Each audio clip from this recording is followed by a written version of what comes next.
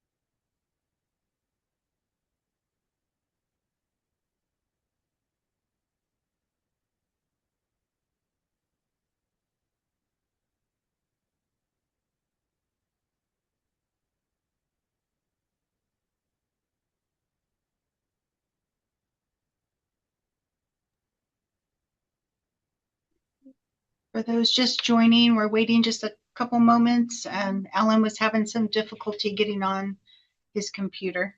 So we'll give him just another minute. I resent him the link again. If he doesn't show in a moment, I'll start, and then once he can get on, he can continue. So bear with us just a moment. Thank you.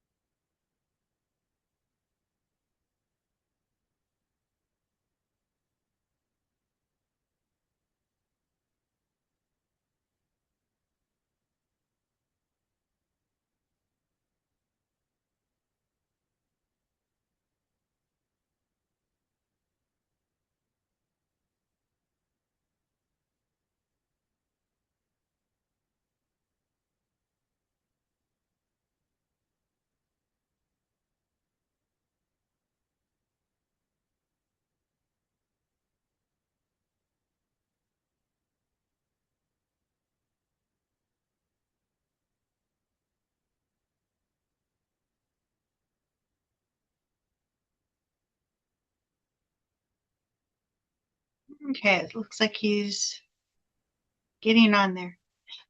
Finally. There we go. We waited just a moment, otherwise I was going to start. Thank you.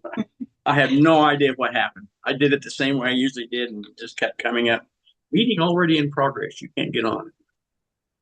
Well, everyone should be able to. Yeah, yeah. Well, I just went back and started all over. Finally found it. You sent the other link out, and then I clicked on that, and that's what. Okay, great. So, shall we start her up? Yes, I'm already recording, so we're good to go. Okay, thank you, and welcome everyone to our meeting, our in-between meeting. I guess our first order of business is to approve the minutes from the last meeting of October 28th. I have a motion to approve the minutes of the meeting. I'll put forward a motion for you. Thank you, Dane. Any seconds?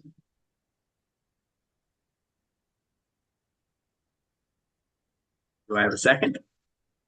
I can't second from the chair, so. I'll second. It's Cheryl. Thank you, Cheryl. Motion made and seconded to approve the minutes from the last meeting. Favor, either say aye or raise your hand. Thank you, everyone. Anybody opposed to it? I see nobody opposed to it, so the minutes were approved. Okay, Dane, since you're here and we are ready to go, when you give us an update on the connecting point. Sure. Let me just, I can't share, so I will just read them. Oh, I can change the security for you if you want. Awesome.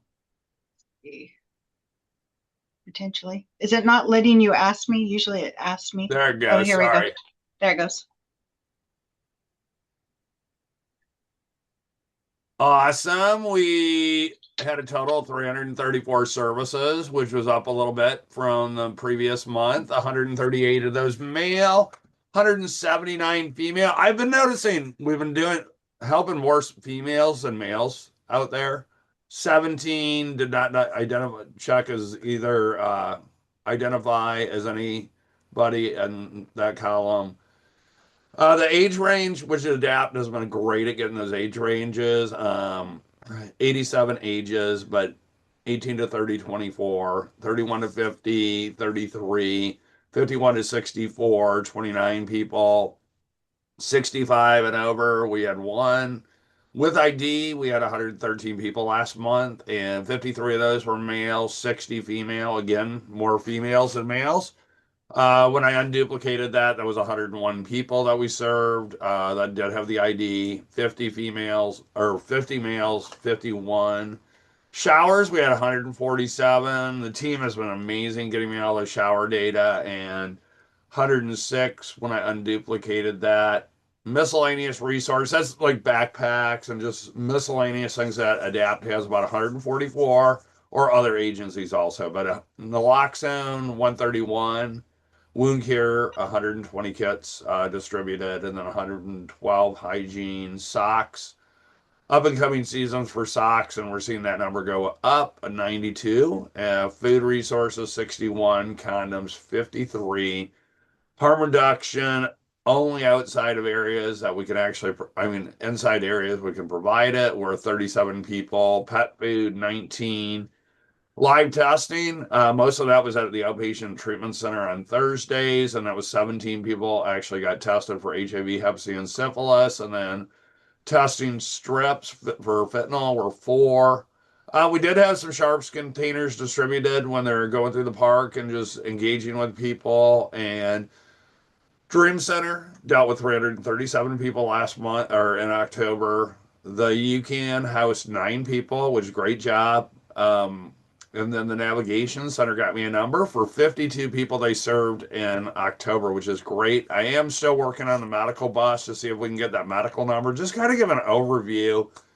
And we'll share this with the Homeless Commission so they kind of have a number. And maybe the city council until they have a homeless meeting, just to kind of help them navigate that conversation. But any questions from that? I think we're doing a great job. It's really helpful to know how many people are out there. The thing I noticed, I went to the city council meeting that they had the work session, and the police number was really close in line for Roseburg with the numbers that we're collecting. Gary had given a number there that how many people they had been dealing with, and it was so close in line. So I think we're doing a remarkable job in just presenting that data. But thank you. Thank you, Dane. Any questions for Dane? Those numbers are impressive, Dane, and I appreciate the job you're doing. You and all the groups that come to Connecting Point and help to serve the people that need help. So thanks a lot. Excuse me. No other questions? Thank you, Dane. I don't have a question, I have a comment. So I did have a drug court participant do his community project at the Dream Center and at the Opioid Treatment Center during Connecting Point times. And during Dream Center, I think we had a dozen folks come in for their screenings, and we doubled that or almost doubled it when we went to the OTP. It was the same week, I guess there was a city cleanup at the point. And so we didn't have as many people as normal there. But as far as the medical bus, the lady said they had seen 7 people that day. So I know that for you, Dane. That was 2 Thursdays ago or so. But they were busy and they were happy with the services they were getting. So, That's Dane, awesome. Yeah, go ahead, Jesse. You have a question? Okay. Dane, the medical bus, excuse me, I got a problem. Medical bus is just getting started. Is that correct? It's been going for a little while. It's Oh, probably been that's- going for more than a year. Oh, okay. Is it going to the connecting point or is it sent someplace where, I mean, is it always a connecting point or moved around? No, they move around. So they go to Dream Center once a week. They go to a couple other locations in the county. I wouldn't say it's being deployed every day, but I think they're between two and three times a week. We have the mobile clinic on the second and fourth Monday of every month at the Navigation Center. There you go. Oh, Yeah, very they good. park right out front. They've been doing that for about a month now. It's been Is great. it well used? Oh Is it yeah. pretty- Yeah, Mhm. okay, I'm not surprised. Very good. Yeah. And they'll take walk-ins too, so not just Navigation Center guests. Very good. Yeah. Thank you. I mean, Adapt was able to do that with help from the county, so I just want to give them a kudo for, being able to help us get that going. Bet. Very good, Jerry. Thank you. Any other questions? I have a question on that. Go ahead. Has there ever been a dental mobile bus? Yes. Okay. Who does that run through? And is it like, I heard a rumor that it was just like once a year through Aviva or, because that would be, I believe it was through Aviva, and they had it several months ago. They had it at the church over there by Fred Meyer's, and they ran that thing for like at least a solid month. oh wow. We Okay. took several of our clients there, but I think you might be right about the once a year. I'm not totally sure, but Okay. yeah, haven't heard anything more about it recently. Okay. Thank you. Yeah. Hey, Corey, I forgot to ask if you needed any help in identifying everybody that's here. Are you got everybody identified? Okay. Yes. Robert Miller isn't always here. He's here from FARA, and he's actually going to be our guest speaker at our next drug court graduation that's happening on December 16th.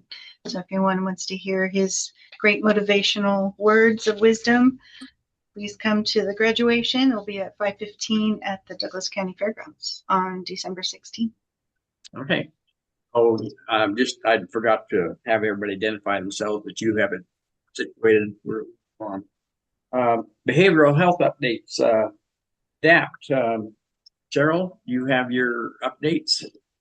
I do. Yeah, I will start out with the impacts program. I pulled an updated cohort list yesterday, and we're up to 795 impacts cohort members.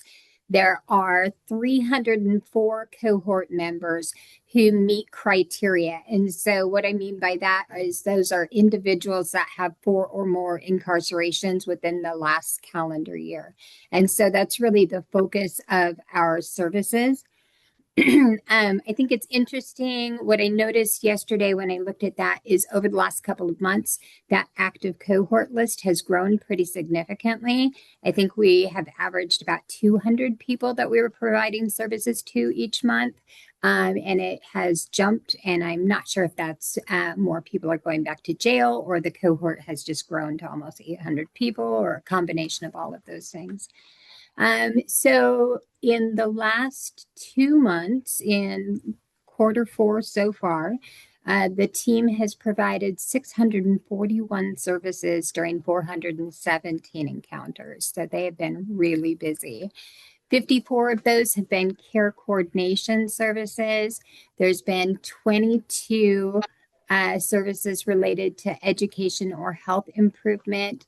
22 related to financial or legal assistance with a lot of our folks when we help with rental assistance or payments for new tires on the car so they can get to work or something like that. We're also encouraging folks to sit down with us and do budgets and look at our monthly expenses and how much somebody else can contribute versus how much impacts can contribute. We saw a lot of food supports. We had 117 services just for food supports alone. 52 supports for housing services, lots of housing applications being filled out. A couple of rental assistance. We were able to provide first and last and move-in deposits for 2 different folks last month, which was really neat. Items for living environment was 190. So for our unhoused individuals, tents, sleeping bags, warm items, warm dry socks, rain ponchos, things like that. We did 64 jail inreaches, 98 transportation services, 8 DMV services, and then 13 kind of fell into that category of other non-clinical services. So our resolution rooms, in the same period of time, quarter 4, we've had 8 individuals stay with us for a total of 10 nights. We are still seeing a lot of people who mobile crisis have those encounters in the middle of the night. Somebody just needs a brief respite break period from the active crisis. Somebody is fleeing domestic violence and they're going to connect with other resources the next day. So of those 8 people, 5 of them were unhoused, 3 reported stable housing. They just needed a break from that crisis period. We provided services like case management, peer support, food items, crisis counseling, transportation, clothing items, safety planning to all of the people who stayed in the resolution rooms. We got some colors there. Pretty sweet, huh? And then mobile crisis. I submitted data for quarter 3, and so I should have those lovely graphic data stories back pretty soon. I'll send them out to the group as soon as I do have them. But we went on 654 unique calls for service in quarter 3, and 501 of those required an in-person response. 153 were resolved with telephone contact only. So we have done a pretty good expansion. We've recently hired 4 additional peer supports. We moved our therapists to 12-hour nursing schedules. And so the teams that are out in the community are usually one of our case managers and a peer support. And then the therapist is sort of jumping in between calls. So we're hoping that this means that we'll have a 2-person team out there in person all the time, and then some backup people because our call volume is pretty high. And what we're hearing feedback from law enforcement and other community partners is, and you can hear it when you listen to the radio also, is ADAPT available? Is ADAPT available? And so I think if we have more bodies out there, our call volume will be going up. Sobering Center in quarter 4, we served 24 individuals, and they had a total of 42 admissions to the Sobering Center. And so what that looks like is we had 1 individual who was admitted 12 times. We had another individual who was admitted 4 times, and we had 2 individuals who were each admitted 3 times. And so when I say we had 1 person admitted 12 times, we love that. We have had some of our greatest successes with the people who are admitted over and over and over because it allows us to establish that relationship. A success story that we had is one of our individuals who, I think it was last year, the year before, they had like 16 admissions within 2 months. They recently brought someone over so their friend could do a voluntary admission, and they were bringing that person over as their sponsor. So it was just this really nice moment of like a completed circle of treatment, someone who found treatment and sobriety through the process of being admitted to the Sobering Center. So same services, food, clothing, laundry, shower, hygiene kits, naloxone kits. I have all of those numbers that I've sent to Corey, and I'm sure she will send out. We're still seeing the majority of our admissions coming in from mobile crisis, and we have started to track whether those are admissions that mobile crisis is meeting out in the field, or if Mobile Crisis is providing that transportation for law enforcement. But Mobile Crisis provided 15 of the 42 overall admissions. So of the people at the Sobering Center, 16 of the 24 reported stable housing and 8 reported they were unhoused. So I have sent all that to Corey, and does anyone have any questions about that? Cheryl, do we track, not specifically, but do we track how many individuals are users of the system over and over again, or is it almost of them first timers, or do we track that? Do we know what that situation is? Yeah, we definitely track that for Mobile Crisis, and we track that for Sobering Center and Impact. So I would say all of those programs, we do track those. And we absolutely have frequent clients. And, you know, they are, when I talk to the team about it, I tell them we're playing the long game, right? So we're establishing that relationship, we're planting that seed for treatment, and most people at some point in time take us up on that. We've had some really incredible successes. You know, within the last year, Mobile Crisis and Impacts together helped house an individual who had been unhoused in Roseburg for 40 some odd years, and now they're housed, and you know, they are housed and stable and healthy and a completely different person. So we have to play the long game sometimes. That's amazing. That is amazing. That's great. Any other questions for Cheryl? Cheryl, I'm just very impressed with your data collection and reporting to us. Thank I was like, you. no, seriously, I was writing a few things down because I'm newer in the program management position, right? And that's one of the things that the CEO, Jordan, has asked of me is to kind of figure out what kind of data we should be collecting and taking a look at. So you said you're going to send a copy of that to Corey? Yes, you'll get Okay. that. And then we Okay. can, I know you're going to come talk to Mobile Crisis pretty soon. I'm supposed And to. I still need to set that up. I was with Sonia, but I haven't heard from her. So, okay, we'll get yep. you connected with Rachel. I'll have Rachel reach Okay. out to you. Cool. And we have all sorts of data that's really, really good. We Awesome. send all of our mobile data to Okay. OHSU and they send it all back beautiful. Oh, So beautiful. yeah, Okay. Thank you so much. yeah. Yes, incredible keeping of records, Cheryl. That is impressive, and the numbers are impressive too, because we and sharing the information is great. Any other questions or comments? Hey, don't think Lindsay's here. There's Mercer Medical Center. Corey, do we have any information on that? She's not here, but she did email me. She had to be in another meeting. I just asked for a quick note update. She said they've been very busy and at near capacity. They're working on coordinating a more robust therapy program, but so far everything's still going well. They currently have a traveler working as a LCSW, but they're still also looking for another one. So if anyone knows of someone that wants to do that with them, she said send her way. She did also send me one question.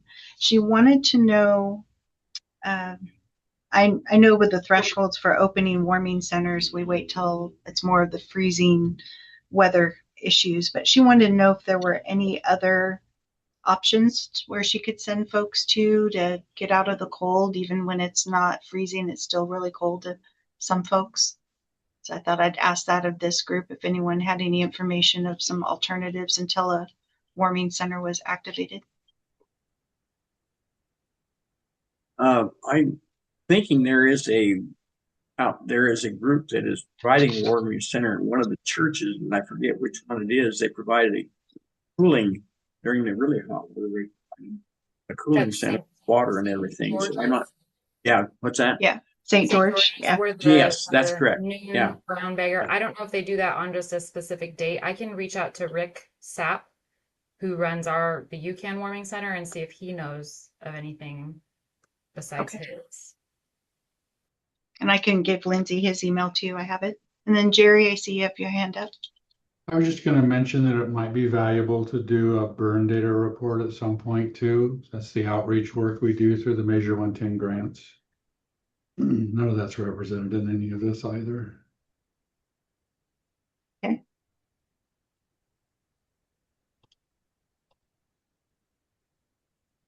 Okay, I Who just- would act? Sorry, real quick, Go Jerry. ahead. Who would provide that report? Probably me, or I could have Jean, but I'll probably me at least initially. Okay. Yeah. No, we'd welcome hearing some information about that. hey, my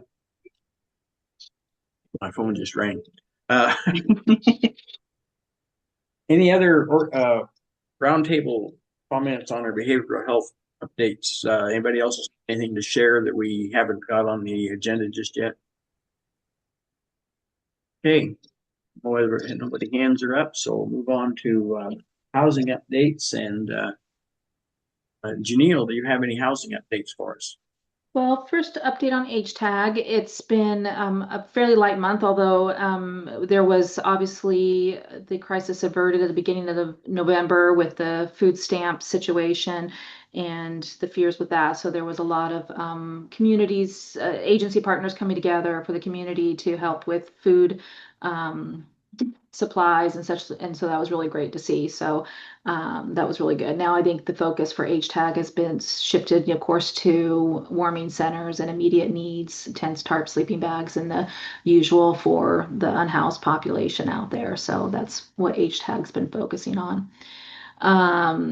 As far as the housing authority goes, I mentioned last time our Section 8 will start kicking back up right at the end of the year. Individuals that were at the top of the wait list when it kind of went stagnant will start being contacted literally right around the 1st, and then we should be able to be pulling slowly from the wait list right after consistently after the start of the calendar year 2026. Other information on behalf of the Housing Authority is I will be leaving the employment of the Housing Authority as of the end of the month. I'm going to be relocating to Eugene and working with Homes for Good up there and continuing my affordable housing journey. So it's something I'm very excited about. I will share the recruitment brochure with Corey after this that she can share out to everybody. And so, we have a strong leadership team here that should weather the transition just fine. But of course, they will be looking to add to it. So I'll get that information out. Hey, Janelle, we will miss you tremendously. So good luck on your journey to Eugene and what you're doing. Any questions for Janelle? Well, Janelle, that's a bummer. I was going to thank you for helping me so much on Friday when most people probably were off the day after Thanksgiving, getting back to my emails about where guests are on the wait lists and whatnot. So, but congratulations. So with the Section 8 starting over at the beginning of the year, do you think it would be wise for us to kind of go through our caseload, have people make sure they're updated, their address is updated with you guys, even if it hasn't been a year, just kind of like go through the list and then make sure they have the navigation center address? That way, if they come up to the top of the list, we don't want them missed. Absolutely. So everything for the Section 8, because it's such a large volume, is done by mail. So typically, not that that's going to change, but typically when they pull from the wait list, they pull a month at a time, which is anywhere from, probably an average 150 applications. And those go out just automated mail to the last updated address. And so updating that information is important. We always tell individuals that apply, please update every 6 months. We will never remove somebody from the wait list unless we send them a letter saying we haven't heard from you in a while, please update. And then if they don't update, then we will send them a removal letter, and they still have an opportunity to get back on if they get that letter. But sometimes with the individuals that are moving around that they can lose track of their mail, and so or good mailing addresses for them. So yes, making sure information is updated is going to be the best for them. Perfect. Thank you so much for that. Thank you, Janelle. Any other questions? Or yeah, Janelle, hopefully whoever fills your position will be as competent as you, I hope. Our deputy director, Jamie Ambrosini, who's also our Section 8 director, will fill in as the interim director and has done so before. So hopefully you'll see her face at the next meeting, and business will continue seamlessly, knock on wood. Thank you. Housing Authority has been a great contributor to what we're doing in Douglas County. Any other questions or comments? Okay. Laura, do you have any updates for us? Sure. So I think some of this may have been shared in the HTAG meeting, but I'll go over it again. So we recently received an incredible amount of generosity from the Treasures for Hope Drive from Zach, along with Drug Court. So they stopped by last week with their final round of donations from the community, and also he had purchased brand new like sleeping bags, shoes, socks. I mean, they completely filled our clothing closet, so it's fully stocked. He also donated pizza and drinks for the guests, which ended up serving about 46 guests that day. So kudos to Zach and Drug Court. Let's see, over the last quarter, 4 of our guests have transitioned into permanent stable housing. We're expecting at least 1 more positive exit before the end of the month. Incredibly proud of them for that. We have 2 guests that are currently in substance abuse treatment right now, and then 2 more guests actually entered detox yesterday, which for us is pretty huge. There is no sobriety requirement to stay here or to enter the navigation center, but I think that a lot of people are seeing that if they want stability and if they want to be successful, that this is like the path. And it's just creating like this really positive ripple effect where other people are like, hey, I want to do that. Like, I'm sick of this life, you know, I'm ready to change. So really great. We support that. And then we're doing everything we can to support that and provide them a soft place to land after completing treatment or detox if they do choose to come back here. We are almost finished restructuring of our loading dock area, which is at the back of the building. We used to have a community partner schedule where, this is before I was in this position and months ago, where community partners would come and they would sit in one of our little offices here in the front. And if you've been here before, you'll know that the offices are kind of awkwardly placed, and they're definitely out of the sight of the guests in the back shelter. And so what we've done is we've redone the back room, moved things around, made a huge dump run. We created a clothing closet, and then we have a community partner dedicated space. And then we also are still working on like just a kind of a little relaxing sitting area for the guests with a TV. So our community partner schedule is what I'm working on right now, building that back up. HIV Alliance is actually going to start coming again on Thursdays. Let's see, we have Adapt, the mobile clinic, every 2nd and 4th Monday of the month from 10 to 2. DHS is going to get back to me after the holidays. They're pretty busy right now, getting everybody dialed in for Christmas. I just talked to Umpqua Valley Disabilities Network this morning about having them and their peer support come over. And then I'm still waiting on some replies or responses from like UHA. UCAN Homeless Outreach will be here, of course. Let's see. So if anybody else within this group would like to be a part of the community partner schedule, I mean, it doesn't have to be weekly. It can be bi-weekly. It can be once a month. Somebody comes through and just kind of shares information with the guests or provides resources to them. Or if you want to come tour the space beforehand and see what that looks like, and then kind of meet with me and talk about partnering up. I think the more that we partner with each other, the stronger we're going to be and the better outcome we're going to have. So I truly, truly believe in that. Recently, Peace at Home and FARA came through for a tour. We were able to talk through like referral processes and look at new ways to work together and better serve our guests and the larger community. Yeah, so if anybody would like to join our community partner schedule, or if you'd like to take a tour, reach out to me. I'll put my email and my phone number in the chat. And I'm working on data collection. That's why I commented about that. So we have our service point system that we put everything into, and I'm getting case management kind of on board with like, okay, every single thing we're putting into there, because I know I'm going to get a request from Jordan, the CEO, like, hey, we need this data for the, housing committee meeting or homeless commission meeting. So, very impressive, and I'm just glad to be here. Thank you, guys. Thank you, Laura. And that is, that's my idea for this subcommittee. Why we exist is sharing of information, sharing of data. We can work together. I mean, each group has their focus, but everybody working together solves a lot more. Absolutely. Yeah. Thank you, Laura. Any questions for Laura or comments on? Yeah, go ahead, Jesse.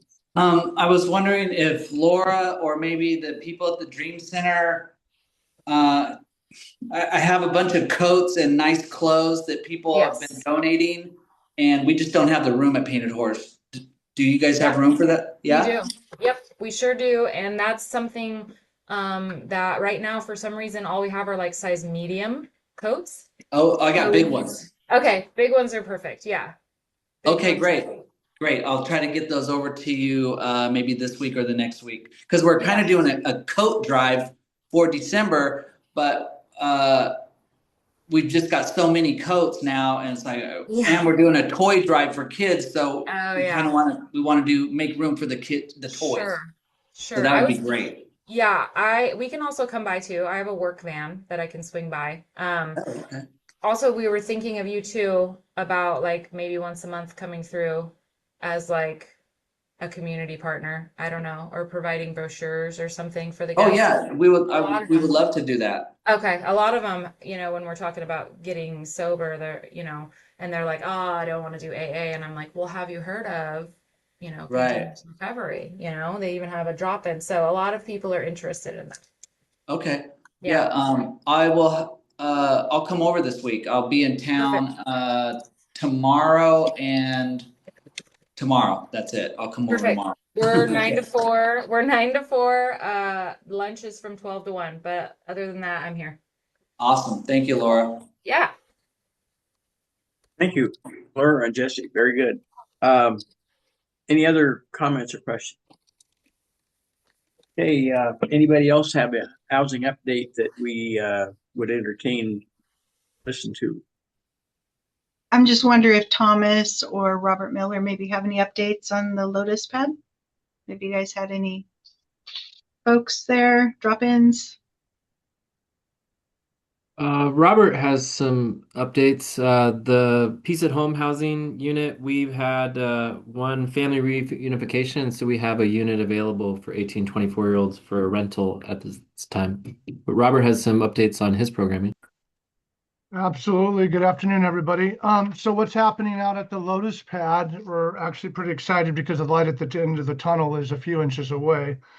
So we originally out at the Lotus pad was going to open up a youth shelter for 12 to 17 next to Peace at Home's young adult housing. Tasha's house is also on the campus offering services. And so with the funding crisis, with the forecast in the future, as all of us have felt it lately, we lost a lot of funding that was going to make this shelter last for a long time. So what we had to do is we had to stop for a moment and really figure out how can we continue to keep services going, but maybe in a different way so that it'll last longer and we don't have to shut down 4 months from now. And so what we did is we shut down for a half a second, and we still want to be able to serve the population that we intended on serving. So we're reopening 3 phases of services out on the Lotus Pad campus, starting with phase 1 in the next 2 weeks. A drop-in center is going to be open on the campus Monday through Saturday, 9 to 5, for youth There's going to be lots of services in this drop-in center. It's actually going to be housed, it's the Lotus Pad Drop-in Center housed at Tasha's house. And they're going to allow us to use that house for a drop-in center because we need to start having a space available for these younger, for these youth, for these younger adults to have a space, a safe place to get to the next space, which could be temporary housing or long-term housing. So as we open up the drop-in center in about 2 weeks behind that, we'll reopen Domus Bay shelter. It's going to be a transitional living program instead of a youth shelter. So we're opening in 4 weeks the TLP program, and we'll have 3 bedrooms to start for young adults transitioning out of foster care who are experiencing homelessness, who might not have the skill sets, money, or capacity to move into Peace at Home's house and do rent. We're going to work with the population below that population that are missing a lot of skills and are struggling in trauma or all kinds of different things, right? So we're going to offer wraparound services in this TLP program for 18 to 24. And then right after that, 2 weeks after that, right about the end of December, we'll be opening up the Lotus Pad Resource Center. So we will have a drop-in center, we'll have TLP, and we'll have a resource center, which will have a food store, a clothing closet, bus passes, mental health help, spiritual help, a couch to sit on, how to get back to school, mentorship programs, all kinds of. We've been dying to get this actually up and going, and so I'm excited that we're there. We just had to stop for a minute because with the current funding we had, the youth shelter wouldn't have been sustainable for more than about 5 months with the model that we had. So some of you might be thinking, well, that's great for the 18 to 24. What about the 12 to 17 that you were originally going to open the shelter for?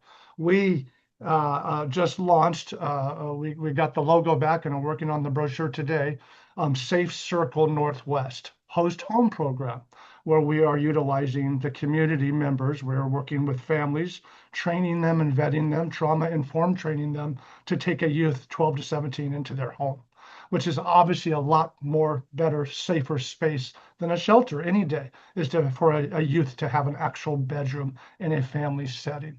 So we're going to open up on the Lotus Pad campus, geared more for the 16 to 24, the drop-in center, the resource center, the TLP will be 18 to 24, and then our host home program, we're going to be working with the 12 to 17, so that we take away all the gaps, 0 to 24, of an individual that might be homeless or experiencing crisis. So we're excited to open those 3 phases all over the next 45 days. You'll see a lot more. We'll be making a lot more posts. There'll be some flyers coming out. We'll be doing some trainings and we're doing some presentations all throughout the community about how to refer, how to understand what's happening out there. I'd imagine sometime in January or February-ish. Melanie and I are still working out the details. We're hoping to have an open house out on the campus so everyone can come out and see everything that's available out there. Did I nail that okay, Thomas? I think, yeah, awesome. So does everybody know where the campus is at? It's currently out on Douglas Avenue. It's right between the park and the new apartment complex, the 4 or 5 story apartment complex. It's Peace at Home's property that they used to carry for their for individuals in crisis, and now Peace at Home is allowing the campus to be utilized for this Lotus Pad resource youth campus. We're just excited because the amount of services, connection, and help that's going to be just on that one campus is what excites us. And this is a collaboration of more than just Tasha's House, Peace at Home, and FARA. We've been working on this with the collaboration of DC High Sci for about 3 years. Very good. Thank you, Robert. Does anybody else have any questions? That's great news. I just want to put the address out there. It's 2825 Douglas. And then also I put in the chat our link to the Homeless Youth Solutions Initiative. Our meetings are the last Monday of the month at 3:30. You can reach out to me if you want to join the Youth Homeless Solutions meetings. And right now, on the website that I put in the chat, you'll see that there's a link to our homeless youth roadmap that was authored in 2022. We currently have a contract with the Center for Excellence for Children and Families, out of the North Willamette Valley, and they are helping revise and update that roadmap. And so while things are changing quickly with youth housing solutions, we're also studying and making sure we have the best solutions in place. And so if you'd like to be a part of this research work in the coming months, please reach out again and let us know so we can all make sure that children and families have great homeless solutions. Thomas, are the housing that you have, are they pretty much utilized all the time? Yeah, so the big house on the center of the campus, it's 5 bedrooms, and we opened the doors on that in April, and it filled up pretty quick. And so but we don't have a waiting list right now, and we do case management and help those youth. Our goal is to move youth in and out of those rooms within 12 months, 24 months. And the last one that just moved out, we had a out-of-state family reunification, so they were able to get grounded, and then was able to connect with some other network of strength out of the zip code, but it was a success story nonetheless. Hey, thank you. Very good. Any other questions? Okay. Moving forward to Jerry, our community presentation. Jerry was going with that. Jerry. Hi, everybody. How are we doing today? Just let me get my computer to cooperate here for a moment.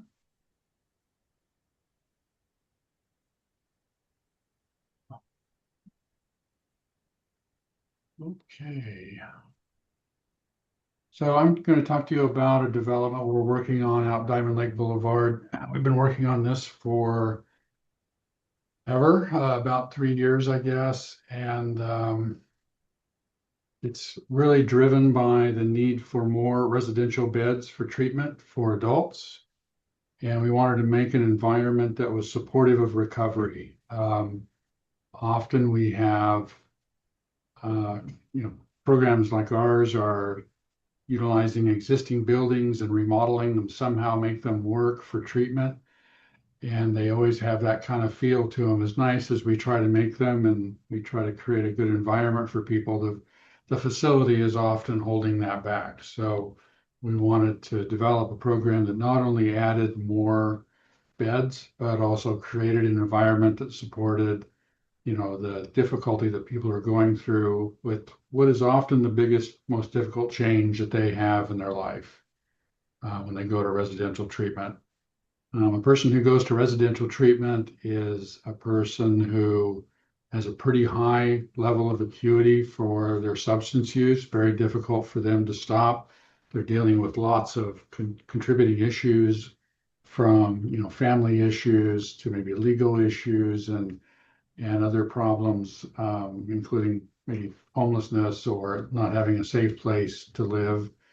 And of course, dealing with addiction on top of everything else. So this is really designed to help create an environment that supports that positive change. So what I'm going to do, I'm going to show you a little bit about the layout of the site plan and then some renderings that we have in mind that we've been designed by our architects of what the buildings should look like.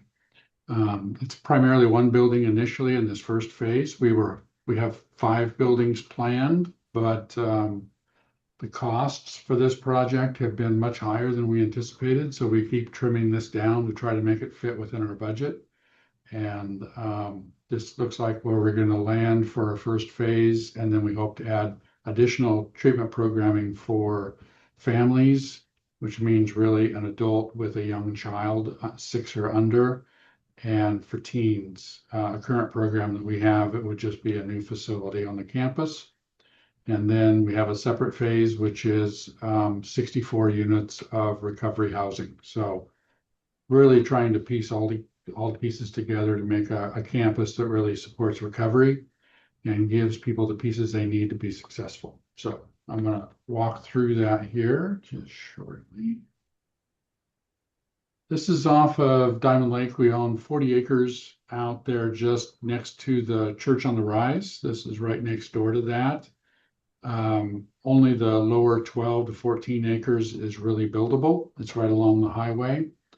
As you can see, it kind of lays out those 5 buildings, utilizing that space as fully as we can. And then the area behind this, which is up the hill, we hope to have recreation available, hiking, and maybe some gathering spots, gazebos, and things like this that can be utilized by the programs, the treatment programs.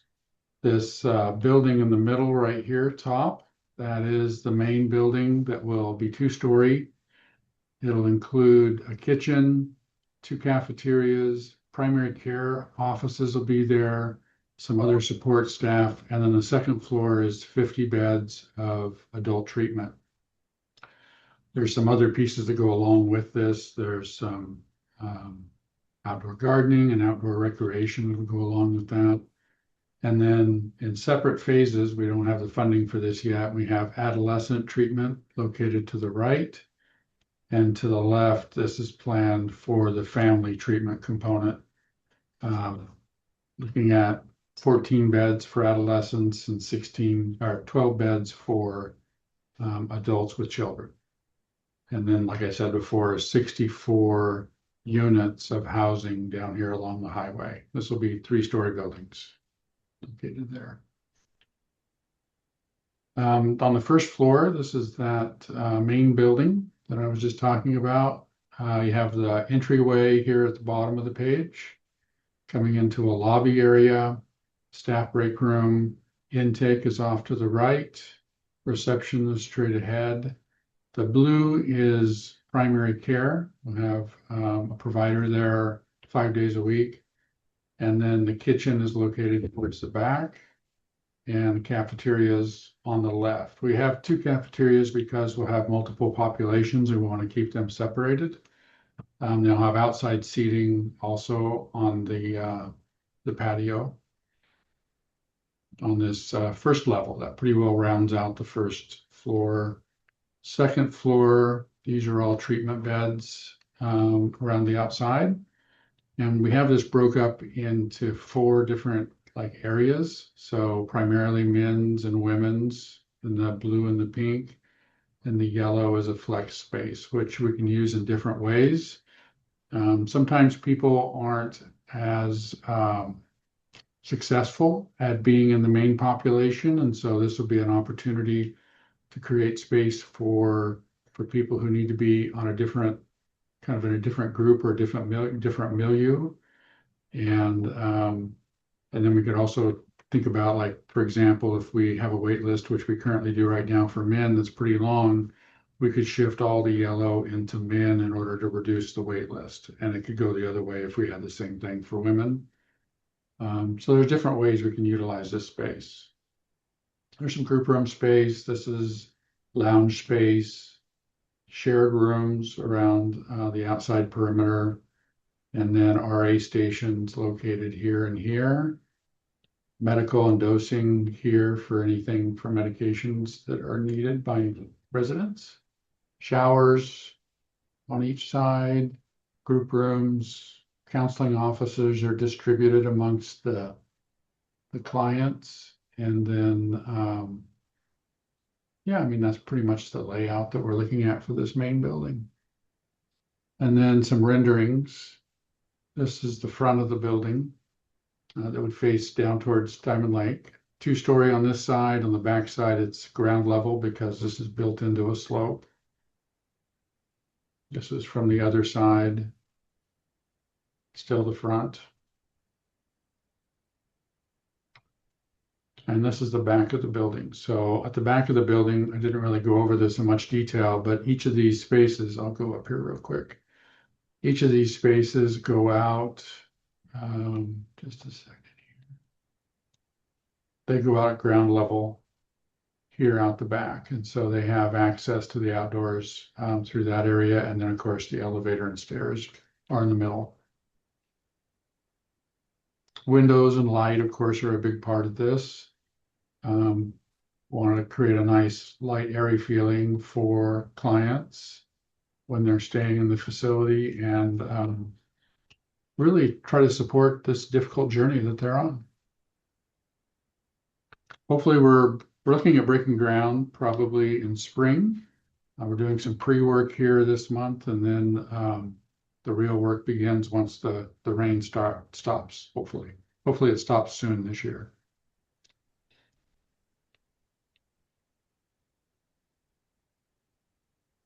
Any questions?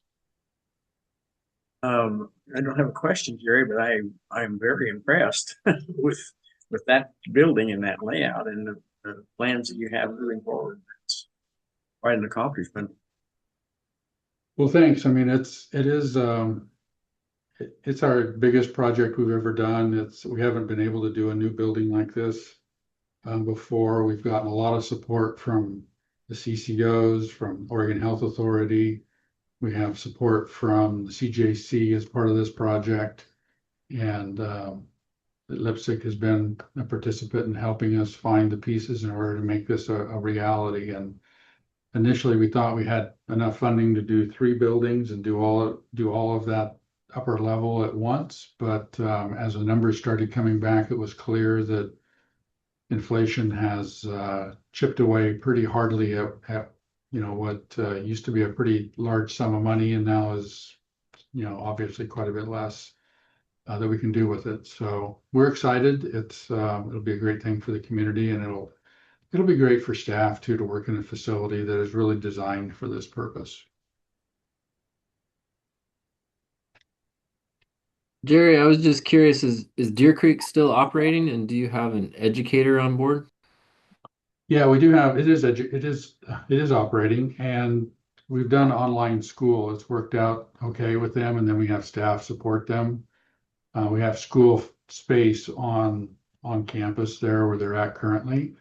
The hope is that we'll be able to bring them over to this campus when we can raise the funds to do that, and it would be a great environment for them. They have a great environment now, but it's an old craftsman style house, and it's not designed for treatment. That's the one kind of downside that we have at Deer Creek. But yeah, it's been great to keep that going. There's only, I think, 3 or 4 left in the state now. Okay.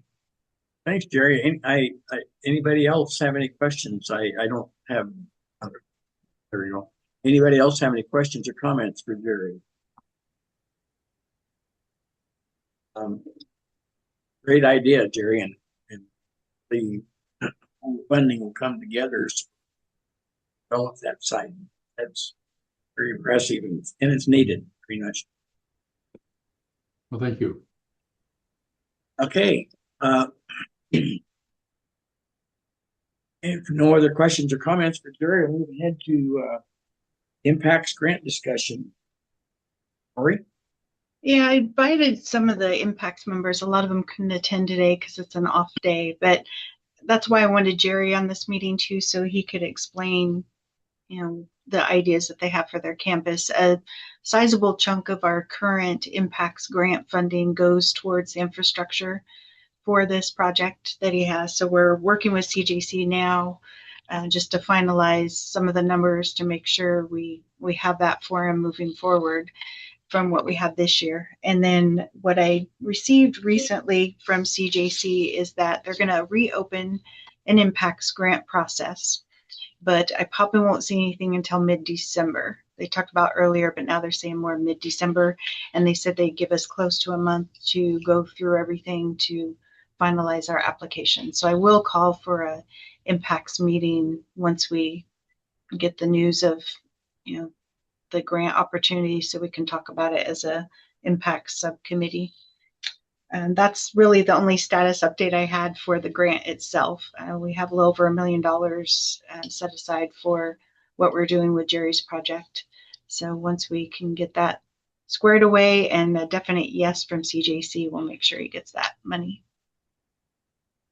And Ellen's been working hard on that. So she had to go back and look at all the financing for the last 5 years with our impacts grant just to make sure everything's lined up in the appropriate categories. Great. So we can see where we can pull from. And so they wanted to see that from us first before we move forward with our final request for payment towards this project. Great. Thank you. You're welcome. Yeah, no, we're trying to get that moving along for you. We definitely want to see this happen. It'd be great for our community. Absolutely. Absolutely. It's a big step forward. My other grant, I did bring it up, I think, at a previous meeting, possibly our MAP program, which is medication assisted therapy that's handled inside the jail. We did get final approval last week with the Criminal Justice Commission. So we are slated to get $355,088. And so once a contract comes through from them, I'll bring that forward to our Board of Commissioners to sign off, and then we can move forward on that program. And that's just I think Ellen calculated it's really only about 35% of what the real cost is to run that program in the jail, but every little bit we get helps. They do have other funding that they work through, but the MAP program, which they call JMOOD with the Criminal Justice Commission, is a formulary. So it's not something that I apply for to try and get more. They only allow what they allow per county. Any questions? Sure, Laura?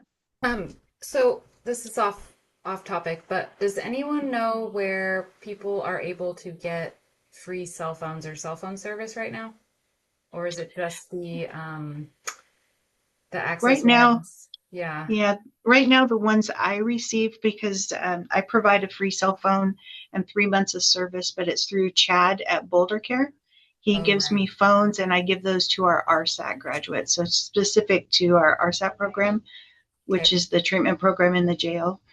I know he has come to a connecting point here or there. It's been a while because he's housed down in Klamath Falls. Mm-hmm. But when he came, I think he handed out 20 to 25 phones that day when he met with us at the OTP connecting point site. But that's probably been, I don't know, Dane, was that maybe 2-3 months ago? It's been a while. Okay. He's not up here a lot, but I can forward you his email and see if he Okay. has some other options. Yeah. I know ADAPT has helped periodically with other programs through drug court, mental health Right. court. We have bits of funding through some of our grants, but Mhm. it's more of our grant work with that. Okay.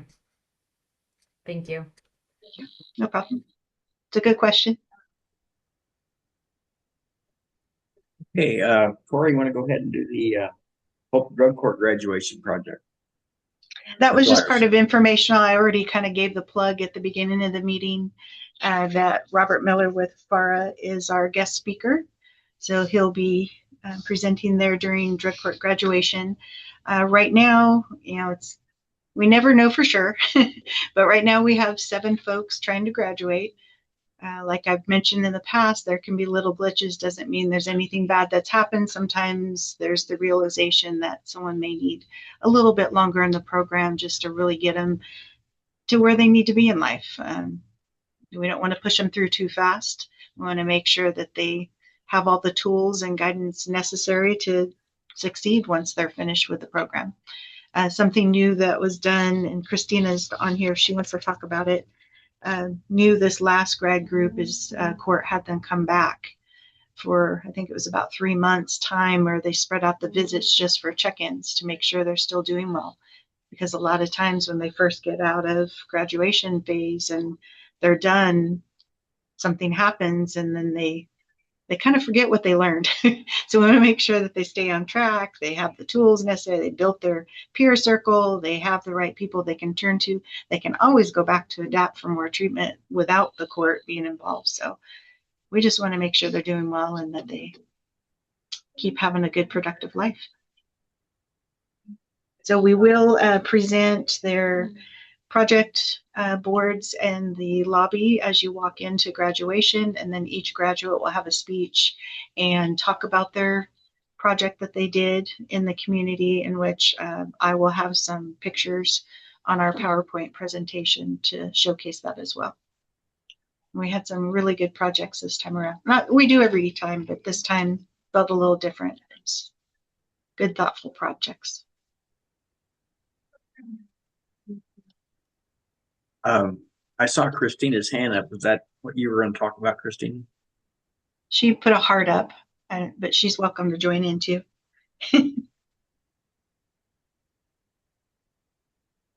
Yeah, no, thank you, Corey, for that. We appreciate all you do for the program. Yeah, so just a little, she kind of talked about the aftercare and having them come back just for that extra support for 3 months.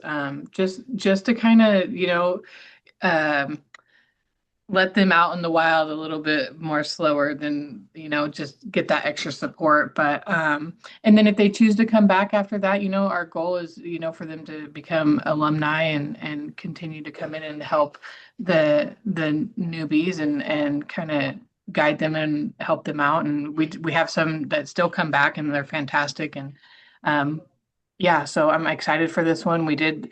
There are some amazing projects that we put out this time. Very proud that they touched a lot more people. I feel like benefited from these ones. So I'm excited. My goal is to have all 7 of them push through, and excited to see after this point where they end up in life. Thank you. I know that going to the graduations, I know that there's a lot of alumni that attend every time. So they do pay attention after. Yeah. When we get that buy-in and something clicks and then they just hit the ground running. So that usually happens, right around phase 3, when the dust settles and they're reaching those goals and we're breaking down those barriers and we're getting them the housing and the support that they need to grow. And it's amazing. I'm grateful to be a part of it.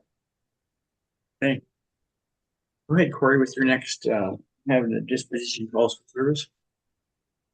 And that was information as well, which we're status quo on that one. Our numbers are very low. So I didn't pull it up, but I did send it out with the agenda, and I can send out again with the notes from after the meeting. I did want to say on another court issue, though, not issue, but good news. We did finally sign the memorandum of understanding contract with Thrive Umpqua. And so we've already been doing shopping tours with mental health court, but now we can move forward with our other ideas for cooking classes, purpose workshops, walking moais, and other things that they have slated for us. They also received a grant, and so they're going to be helping mental health court graduates with kind of like a going away gift, or a graduation gift is probably better said. So if they've participated in some of these key programs that we've offered during mental health court, then at graduation, they're trying to still figure out what exactly they're going to provide, but they're talking about maybe new cookware set, or a Ninja Foodie, or an Instapot or something. So they're looking at some creative ideas to help these folks that after they've been through these classes and whatnot with us through mental health court, that then they can walk away and be able to utilize stuff they've learned and cook on their own. And they're obviously mindful too. Some folks aren't in a house, or maybe they're in some other program where all they can use is a hot plate or a microwave. And so they're going to be providing, information on how they can still be sustainable on that and eating better, and food is medicine. And Very Robert Wilson may want to chime in a little more on that, but it's new right now because we just had the contract finally finalized. So they'll be working on the mental health court side to figure out the parameters on moving forward on timelines. Yeah, we're very excited to have that go forward. It's been something we've been working on for a bit. Judge Simmons has been wanting to have something like this for quite some time. A big part of it is just not